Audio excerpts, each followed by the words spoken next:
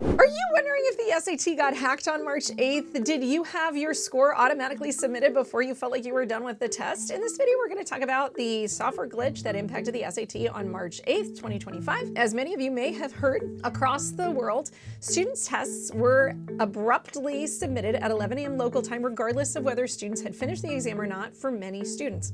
Now, this problem didn't happen to every student who took the exam. Apparently, the College Board had sent a message to those who were proctors around 8 a.m. Eastern time saying, oh, make sure everybody restarts their machines so you don't get this 11 a.m. glitch. But this was after the test had begun, or they had started checking in students and started this process. So not everyone's sitting around checking their emails. So a lot of proctors didn't get that information at all. It didn't necessarily affect every computer, it looks like. It looks like it was a glitch that some versions of the software were having, not everybody was having. And just to give you a little bit of a timeline, the test is a 2-hour and 24-minute test, including the 10-minute break, so 2 hours and 14 minutes of actual testing. So you'd have to start by 8:36 a.m. to finish by 11, and I've taken SATs, embarrassingly, multiple times as an adult now in paper form, not digital form.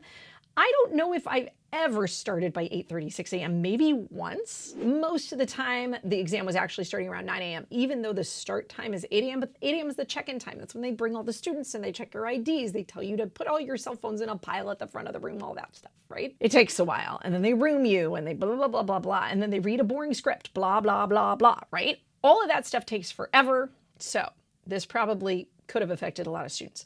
There was also a secondary issue, in addition to cutting off at 11 a.m., which was that some of the proctors got the email late or over their break. They were surfing their phone and were like, oh crap, we should have all the students restart. So they had the students restart their software mid-test. And then when they had the students restart mid-test, which might have been in the reading section, it might have been in the math section, the students lost significant time in whatever section they were on. So one student on Reddit, for example, reported that he had 22 minutes left in the reading section he was on when his proctor made him restart. And by the time he got back in, he only had 7 minutes, which is really bad. It's horrible, right? Like, you don't want that score. So yeah, it was bad. It created a disaster for a lot of students. Here's what the College Board has basically emailed students that are affected by this. First, they've told you if early submission affected you, you will get a refund and a free retest, both of them. First, you get all your money back and you get to take the test again for free. You get a coupon. Woo! Second, many centers will offer a March 22nd retest exam or retake.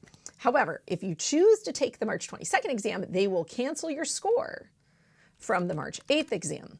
I don't know why that's such a big deal, but it might be that they're reusing the questions and they don't want the same SAT taken twice, counting twice. Who knows? I'm not really sure. I think what's crazy about this is the way it went down.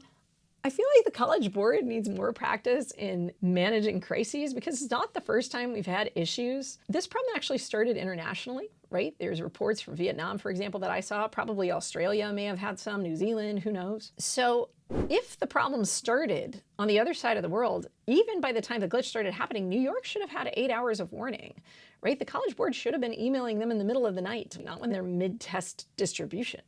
So that was kind of a problem. And basically that email told them to restart the computers. And again, that's how we got the secondary issue, right? Where they told them to restart the computer and it was a little too late to do that. It's kind of a pain. It's a terrible situation.